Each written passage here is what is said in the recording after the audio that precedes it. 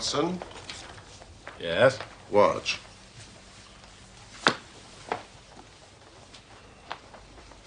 The chemical reaction you are about to witness will solve the mystery concerning the persecution of Mr. John Vincent Harding. Excellent. The tobacco millionaire. Shall I take notes? No, I will dictate in the fullness of time.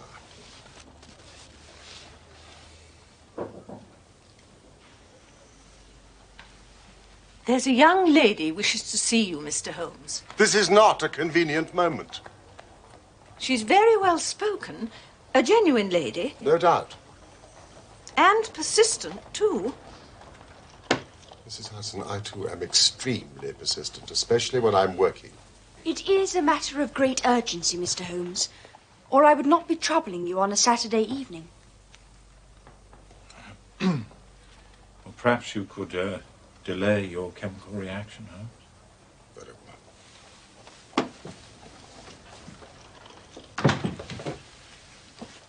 well. Do sit down. Miss... Violet Smith. Dr. Watson. Thank you, Mrs. Hudson. A genuine lady, I told you. Oh, please. Thank you. I'll be quite happy here. Very well. Miss Smith, you must tell us your matter of great urgency. It is obviously not your health. So ardent a bicyclist must be full of energy. Yes, I bicycle a good deal. Slight roughening on the side of the soles caused by the friction of the pedals. Excellent, Watson. The marks on your shoes.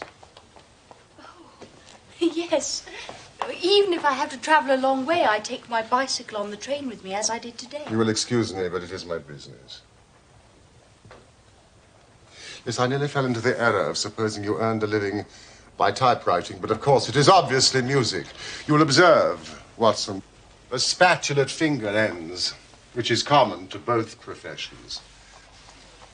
There is a spirituality about the face, however, which the typewriter does not generate. This lady is a musician. Yes, Mr. Holmes, I teach music. In the country, I presume, from your complexion. Near Farnham, on the borders of Surrey. But please, let me explain why I am here.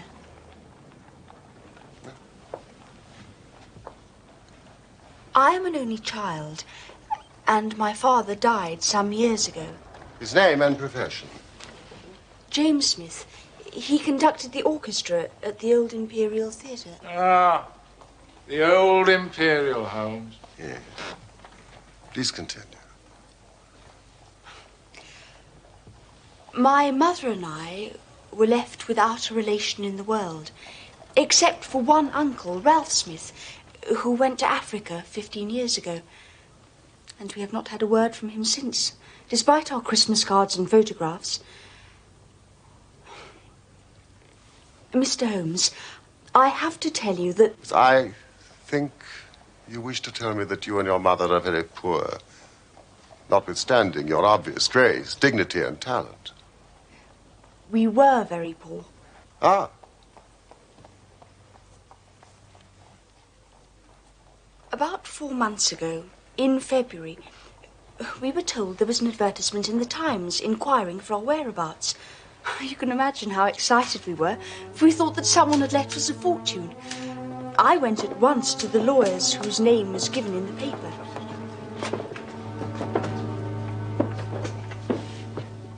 Now, this is Miss Violet Smith. The solicitor introduced me to 2 men, a Mr. Carruthers and a Mr. Woodley. They were on a visit from South Africa.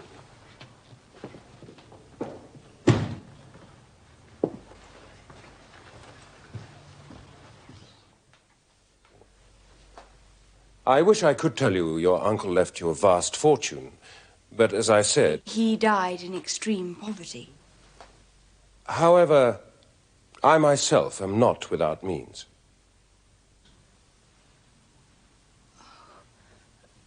My mother and I never sought charity. No, nor do I offer it. Please. I have a question to ask of you. Your Uncle Ralph said you were very musical. Do you teach music? Yes. Miss Smith, I am now a widower with a 10-year-old daughter. Young Sarah. She needs a music teacher. So you see, I do not offer charity. A job. He wants to give you a job. Whereabouts in London do you live, Mr. Carruthers? I don't. I live about 6 miles from Farnham, in Surrey, at Chiltern Grange. I couldn't possibly leave my mother on her own. I will pay you £100 a year. 100 a year. Yes. Approximately double the market price, I think. Oh, at least. Which you obviously accepted. Or you wouldn't be here now. Yes, I accepted the offer. Oh, Mr. Carruthers agreed that I should go home every weekend to my mother in town. So this is one of your weekend visits to London? It is. Tell me about your life at Chiltern Grange. For a while, it was quite perfect. Every Monday morning, I would take the train to Farnham and then bicycle from the station to the house.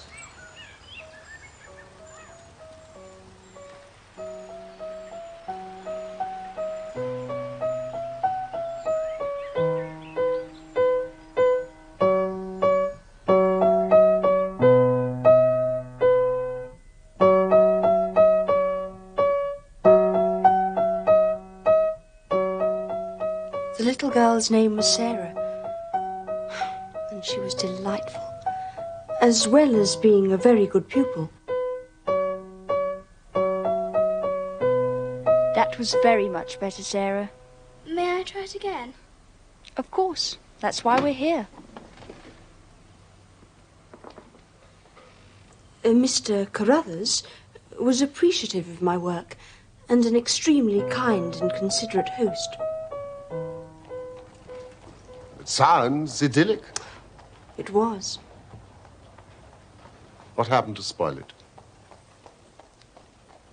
A visitor. Mr. Woodley.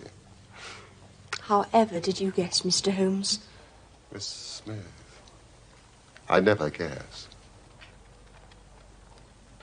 Tell me about his visit. He arrived and was to stay for a week. But to me it seemed like 3 months.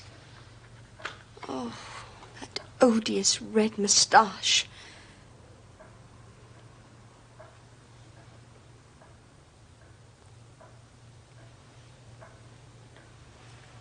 One evening, after dinner, Mr. Carruthers had to leave us for a minute to see somebody at the door. A gentleman to see you, sir.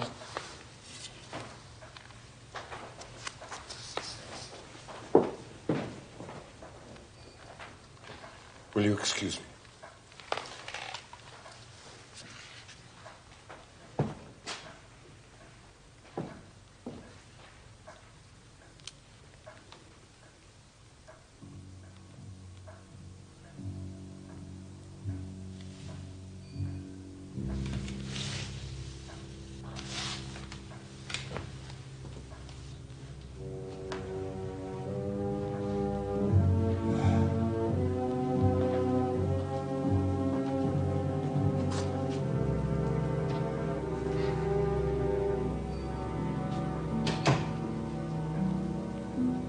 That's better.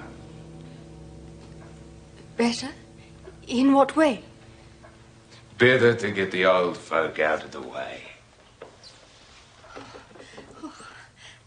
I don't regard Mr. Carruthers as old. Oh, yes, but he isn't young. Like us.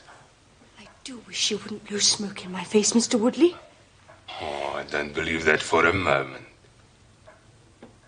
What don't you believe? When women say they wish you wouldn't do something, it generally means the exact opposite. I mean precisely what I say. Mr. Woodley, will you please leave me alone? No. To tell you the truth, I won't leave you alone. Not until I've said what's in my heart. Whatever do you mean? I'm not very well up in the social graces, but I'm prepared to learn. If you're prepared to teach me. Oh, this is absurd. It isn't absurd. I'm asking you to marry me. I mean it. It's from the heart. Money isn't a problem. I did very well out in South Africa. Whatever you're accustomed to, I can give you better. Better than you're accustomed to. Jewelry, diamonds. You want diamonds? Oh, I can give you diamonds. I don't want diamonds. Oh, you think about it. I won't rush you. I've thought about it. And the idea is ludicrous. Well, you can't blame me for trying. You're very beautiful. Listen, just to show that I know hard feelings. What about a little kiss to be going on with, Just a peck on the cheek. Will you please stop it? Oh, I told you before about women who say stop it. No! The more they struggle, the more fun it is. Mr. Carruthers, will you stop it?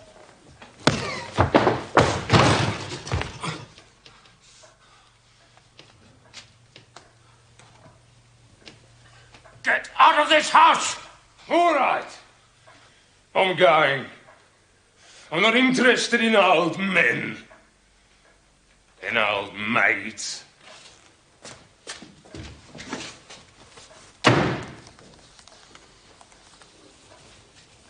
I can only offer you my most sincere apologies for what has happened.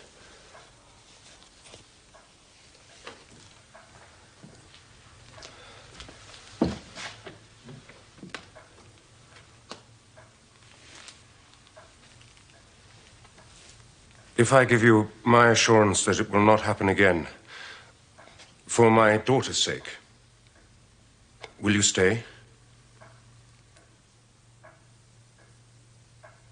Yes. I will stay. Thank you, Violet.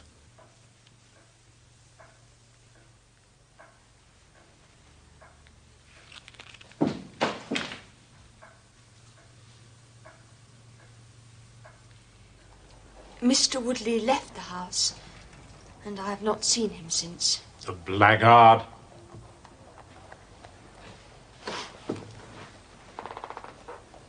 Has there been any change in the behavior of Mr. Carruthers? No. He continues to be polite and considerate and courteous. Now, Miss Smith, please continue. Yes. There is something else. Oh, it may be a mere fancy of mine, but it seems to me that Mr. Carruthers shows a great deal of interest in me. Oh, he has never said anything. He is a perfect gentleman. But a girl always knows. So I believe. And I assume that these feelings that you sense from Mr. Carruthers are not reciprocated? He is a kind and generous employer, but I am already engaged. Oh, the name of this very fortunate young man is? Cyril Morton. He's an electrical engineer with the Midland Electric Company in Coventry. We're to be married at the end of the summer. We wish you joy. Thank you. Yet I am puzzled as to why you have chosen to consult me. It is an intriguing story, to be sure. But I sense you are frightened. And do not understand why. You seem well capable of protecting yourself. Please. Help me, Mr. Holmes. What is it? I am being followed. Followed? By whom? A cyclist. Every Saturday morning, I bicycled from the house to Farnham Station to catch the 12:22 to town. There is one very quiet and lonely stretch of road that lies between Charlington Heath on the one hand and the woods of Charlington Hall on the other. 2 weeks ago today, I was passing this place when I chanced to look back and saw a man, also on a bicycle. The following Monday, when I returned, he was there again. I see. And again last Saturday. And again last Monday. Have you mentioned this to your employer? Yes. Mr. Carruthers was very concerned and has ordered a horse and trap so that in future I should not travel unaccompanied. But they've not yet arrived. And this morning? He was following me again.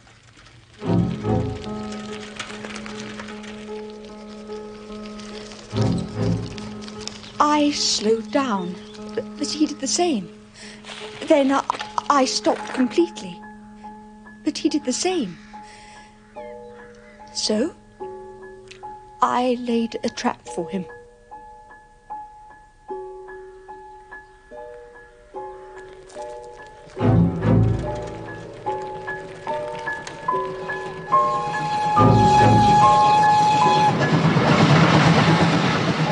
There is a sharp turning of the road, and I pedalled very quickly towards this and then stopped and waited.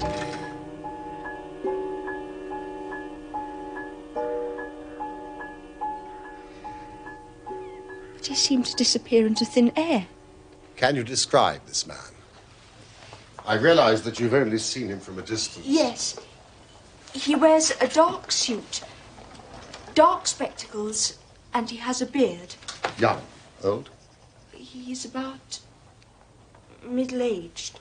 Now, let me see if I have the geography correct. Here is the road, with a sharp bend in it here. On this side, Charlington Heath, and on the other, the woods of Charlington Hall. How long did you wait for him here around the bend? Oh, no more than 2 minutes. So he could not have retreated back down the road? Are there any side roads? None along this stretch. Could he have taken a footpath across the heath? Oh, the heath is totally flat and bleak. I think I would have noticed him. So, by a process of exclusion, we arrive at the fact that he made his way towards Charlington Hall. Now, how does Mr. Carruthers make his living? Oh, he's a rich man. But no carriages or horses. Well, at least he's fairly well off. Or he goes into the city 2 or 3 times a week. And he sometimes refers to his gold shares. Yes, I see. You must let me know immediately that there are any fresh developments. I am extremely busy just now, but I will find time to make inquiries into your case. Thank you, Mr. Holmes. In the meantime, take no step without letting me know.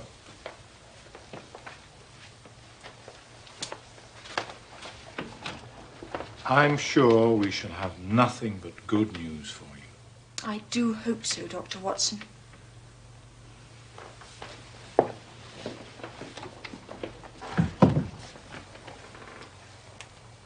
Very lovely girl. Yeah.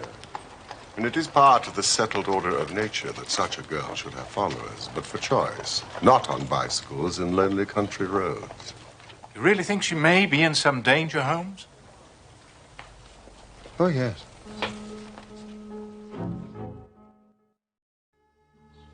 On the following Monday, Holmes found that he had business which detained him in London. So he dispatched me on the early train to Farnham that I might observe Miss Smith's passage past Charlington Hall. The setting was just as she had described, heavily wooded on the side bordering the hall and utterly exposed on the other. I selected the only available cover and waited.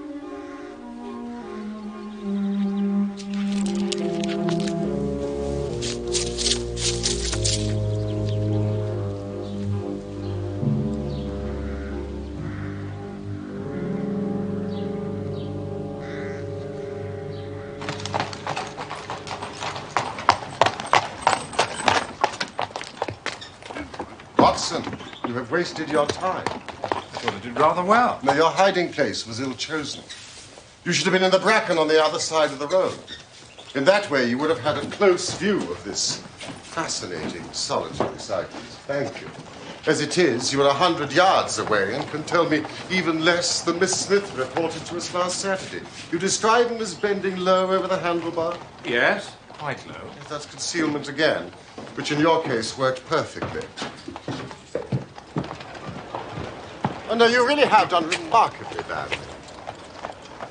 He goes back to the Hall, and you come all the way back to London to call on a house agent. Well, I found the information I was seeking. You found the name Williamson, which conveys nothing to my mind. Well, we know he's elderly and respectable. And therefore unlikely to be the energetic cyclist that sprints away from that athletic young girl.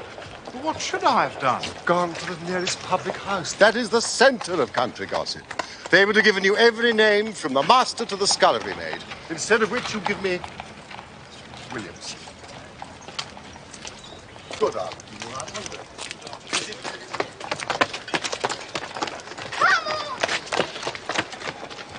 So, what have we gained by your expedition? The fact that the girl's story is true. I never doubted that. That there is a connection between the cyclist and the Hall. I never doubted that either.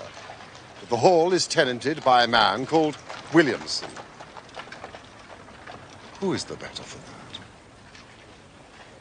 I shall go back tomorrow and visit the public house. No, my dear sir, do not commit yourself to rashness because you are temporarily depressed. We can do nothing useful until Saturday. Did I really do remarkably badly?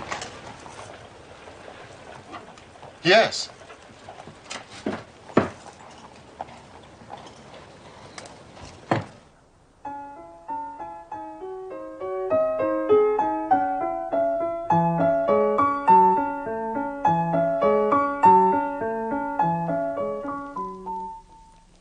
Very beautiful. Thank you, Mr. Carruthers. It is a new piece. I need to practice it more. No, I don't mean the music. Violet, I have a question to ask you.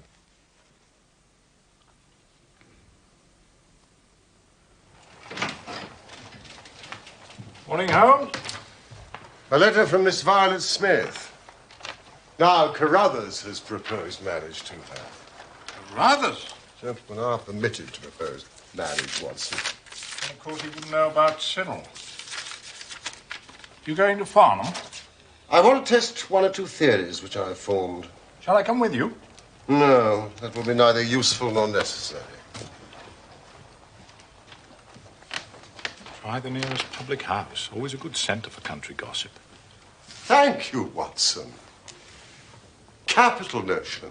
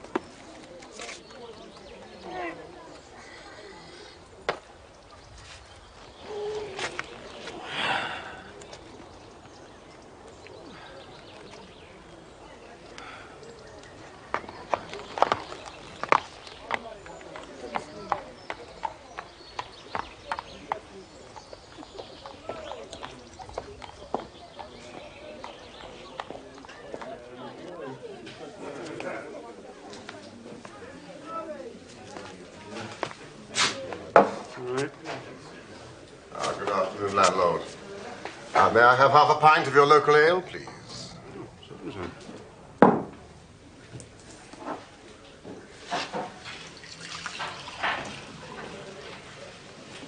Here we are. Thank you. You may keep the change. Well, that's most generous of you, sir, but I couldn't. I haven't done anything to warrant such generosity. I'm about to give you the opportunity. I need some information. Oh, I'm not one for idle gossip, sir. Neither am I. I prefer facts. Tell me about the people at Charlington Hall. Well, you mean Mr. Williamson, sir? Yes. Well, he was in here not more than 5 minutes ago. You dismissed him. But tell me about Mr. Williamson. I mean, he's an elderly, respectable gentleman. Oh, he's elderly, no doubt. Far be it from me to speak ill of people behind their backs, but I'm none too sure about respectable. Really? He's an ex-clergyman, I reckon. Ex? Apparently. He was struck off. Or whatever it is happens to clergymen. That's doctors, isn't it? Struck off. Tell me about the other people up at the house. Well, they're just domestic staff, and they're all local and God-fearing. Of course. But he do have folk up there at weekends. So. Weekends? Yes, sir. Weekends. Ah, well, what sort of folk? Oh, they're a warm lot. Warm? Yeah. The sort you don't want to get too near for fear of getting burnt, like. It's good. Oh, well, you may think it's good, sir. But it don't go down well in the village, I can tell you. And there's one fella in particular. Particularly warm, is he, this? Yeah. Very particular, yes, sir. I'll wager he has a red moustache. Yeah. Do you know him? I've never met the gentleman. Well, now's your chance. Mr. Woodley. None of your damn business. Our landlord keeps a very respectable house, and your language is not welcome. Who do you think you are? What the hell do you want coming here asking all them questions? You're quite right, landlord. Clearly not a gentleman. Oh, I'm as much a gentleman as you are.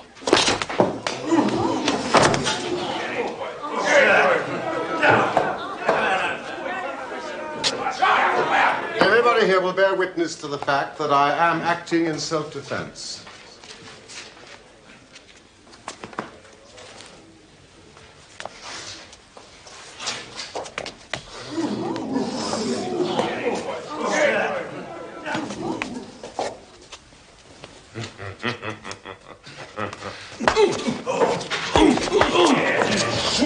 No, sir. A gentleman. Only a ruffian deals the blow with the back of the hand. A gentleman uses the straight left. And I said I'm a gentleman.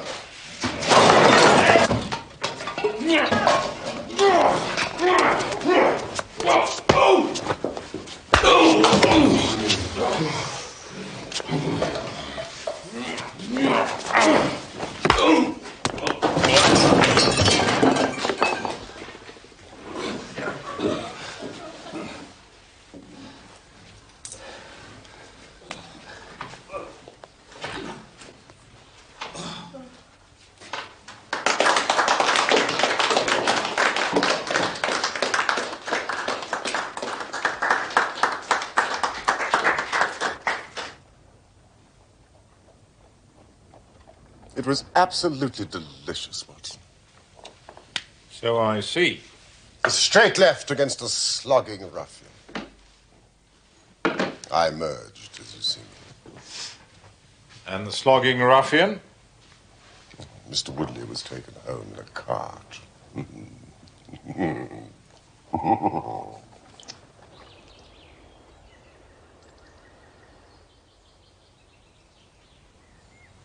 There's that horrible man again.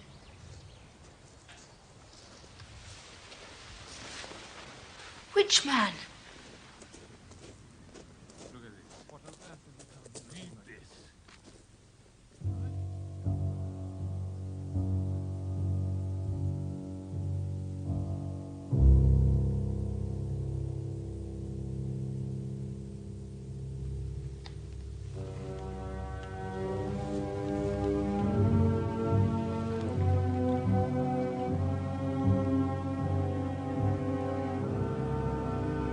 I thought I saw Mr. Woodley in the garden today.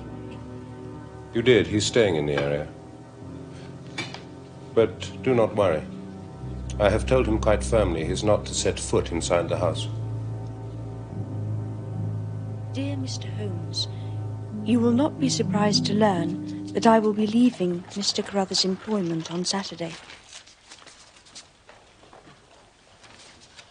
The odious Mr. Woodley has reappeared at Chiltern Grange. Ah, but at least you won't be bicycling to the station. So finally, the rich Mr. Carruthers has acquired a horse and trap. Yes. Look here. All my troubles will be over on Saturday. Tomorrow, Holmes. All our troubles will be over. Why do I worry about that word? Which word? Trap.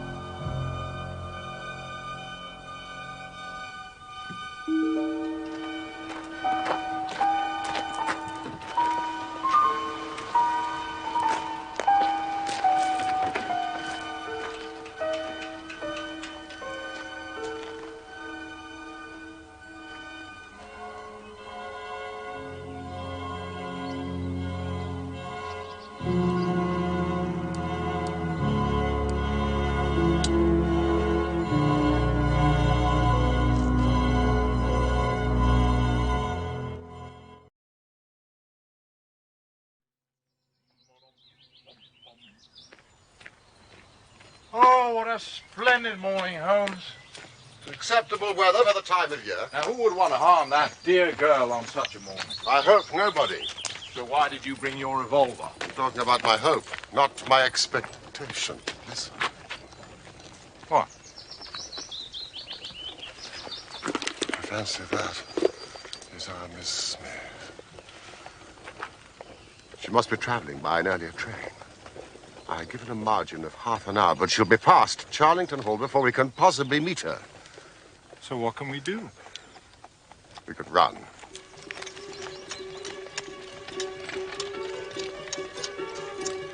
Fool! I should have allowed for that earlier train!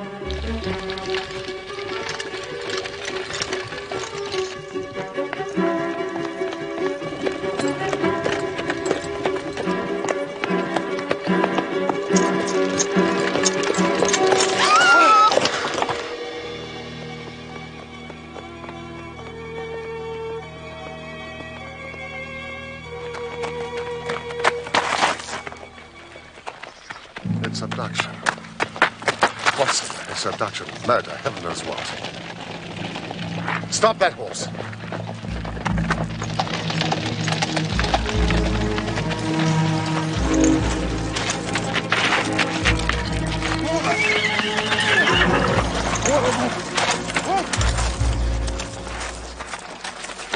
Good man. Come on, Watson. Let's see if I can repair the consequences of my own blunder. Holmes.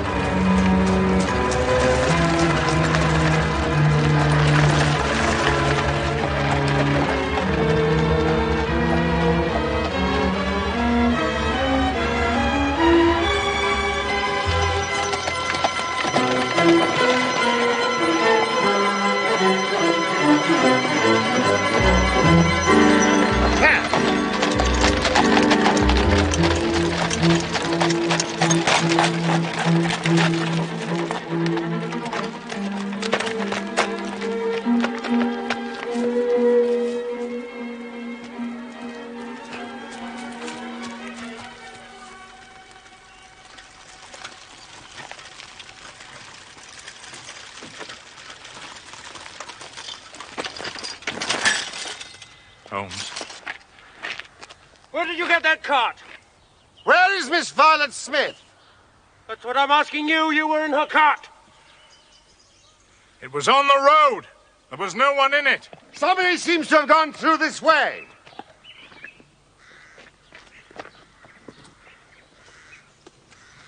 We must find them. Come, Watson.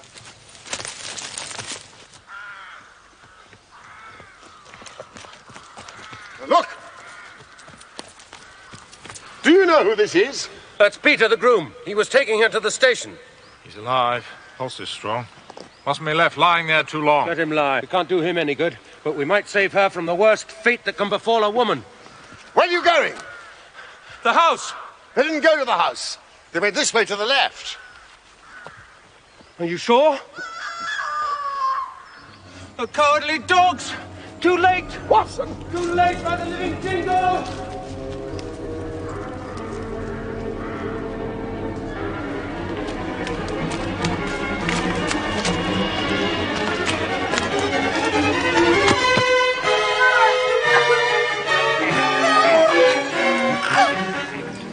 For as much as John and Violet have consented together in holy wedlock, and have witnessed the same before God and this company,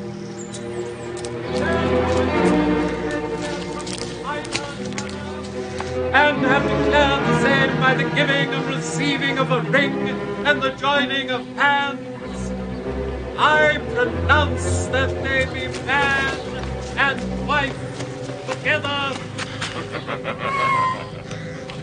Congratulations. Thanks, old man. They're married. Welcome to the party, gentlemen. Let me introduce you to Mrs. Woodley. Don't, Carruthers. Carruthers?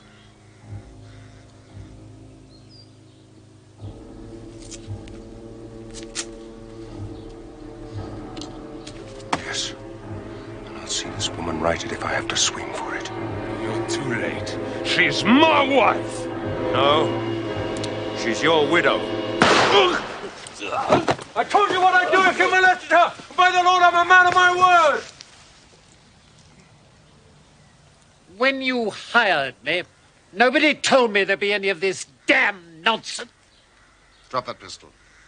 Watson, pick it up.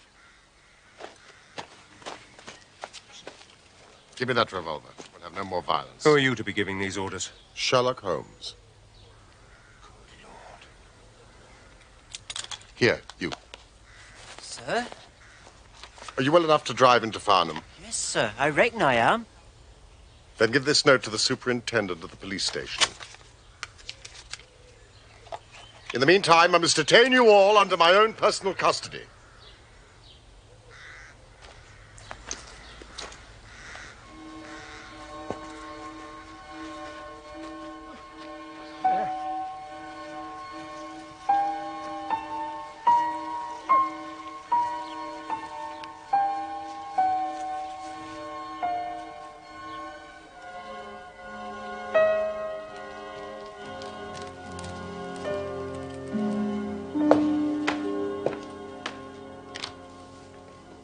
How are the patients, Doctor? Miss Smith's very well, considering the foul way she's been treated. And Woodley? Alas, I have no doubt he will live. What? I'll go upstairs and finish him off. Now sit down in that chair, Carruthers. You're right. He isn't worth swinging for. But you told me that girl is to be tied to Roaring Jack Woodley for life? You needn't concern yourself about that. I married them till death do them part. Under no circumstances can she be considered his wife. Are you sure? For two very good reasons. In the first place, we're very safe in questioning Mr. Williamson's right to solemnize the marriage. I have been ordained. And unfrocked. Once a clergyman, always a clergyman. I think not. How about the license? Oh, we had a license. I have it here. Undoubtedly obtained by a trick. But in any case, a forced marriage is no marriage. Indeed, it is a very serious felony, as you will discover. Now, while we are waiting for the police, Mr. Carruthers, you might tell me your story. If you squeal wheel on us, Bob Carruthers. I'll serve you as you served Jack Wadley! There's no need for you to get overexcited. The case is clear enough. Well, if it's clear enough, why don't you tell us? Very well. Mr. Carruthers will have to fill in a few details for my private curiosity, but I am happy to do the talking. In the first place, the three of you came across from South Africa. Wrong! I've never even been in South Africa. It's true. Woodley acquired this creature after our return. Very well. You and Woodley had known Ralph Smith in South Africa. You had reason to believe that he would not live long. And you found out that his niece would inherit his fortune. How's that? But you told the girl her uncle died in poverty. Whereas he was still alive, admittedly only just. And a wealthy man, who I suspect had made no will. Ralph Smith could neither read nor write. So, you and Woodley came over here and hunted up the girl, knowing she was the next of kin, and that you would share the plunder. I was due a share for services rendered.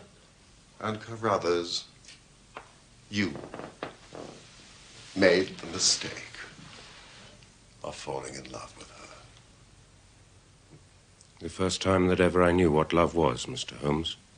Why didn't you tell her of the danger she was in? Because she would have left me. And I couldn't bear to face that. Oh, what will happen to my daughter, Sarah? We'll see she's well taken care of.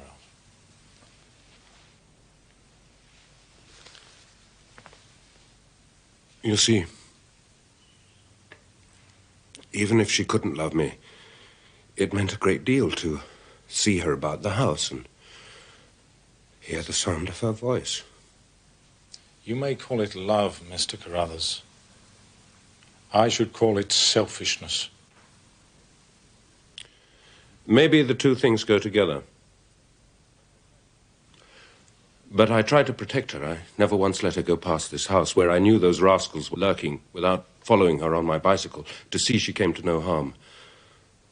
I kept my distance and wore that beard so she should not recognize me.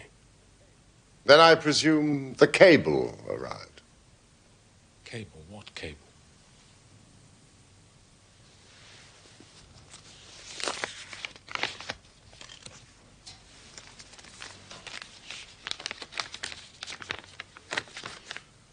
The old man is dead. What old man? I imagine Ralph Smith in South Africa. Yes.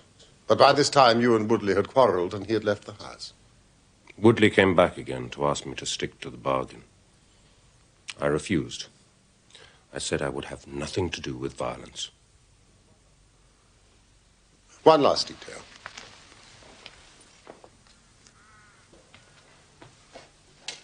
Why was Woodley chosen as the prospective husband? I'm ashamed to say it.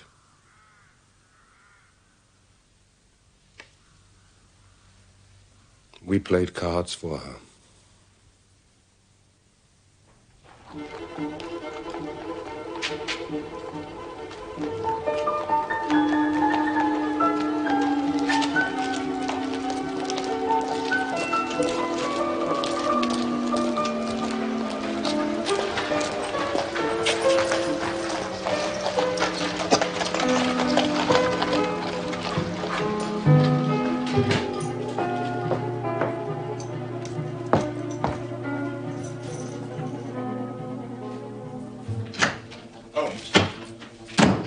Results of the trial. Listen to this. The judge, in summing up, said, Holmes. Watson, may I be permitted an educated guess? Go on, then. I would expect Woodley to get 10 years, Williamson 7 years, and Carruthers, in view of the eloquent speech I made on his behalf at the trial, probably 6 months. That is exactly right. Well, I have certain advantages, Watson. Largely the fact that I sent out for the early edition. An undoubted advantage. Also, we have received a present, some wedding cake from Mr. and Mrs. Cyril Morton, together with a letter telling us that Mrs. Morton has inherited a large sum of money from her uncle, Ralph Smith, formerly of South Africa. The happy couple are thoroughly enjoying looking after young Sarah Carruthers, while the father is in custody. Her piano playing is improving, and she wants to take up bicycling. A splendid day all round, wouldn't you say? There is more splendor yet to come. More splendor? What do you mean? Watch carefully. Oh, I remember.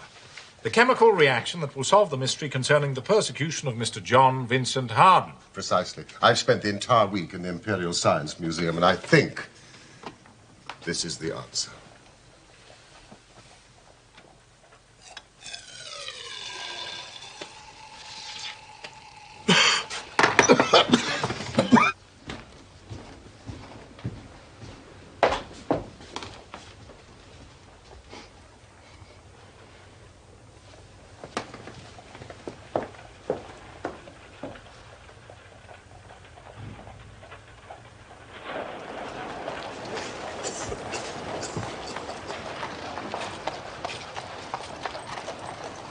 Is that the answer, Holmes? Yes, that is the answer, boss. Oh, then explain.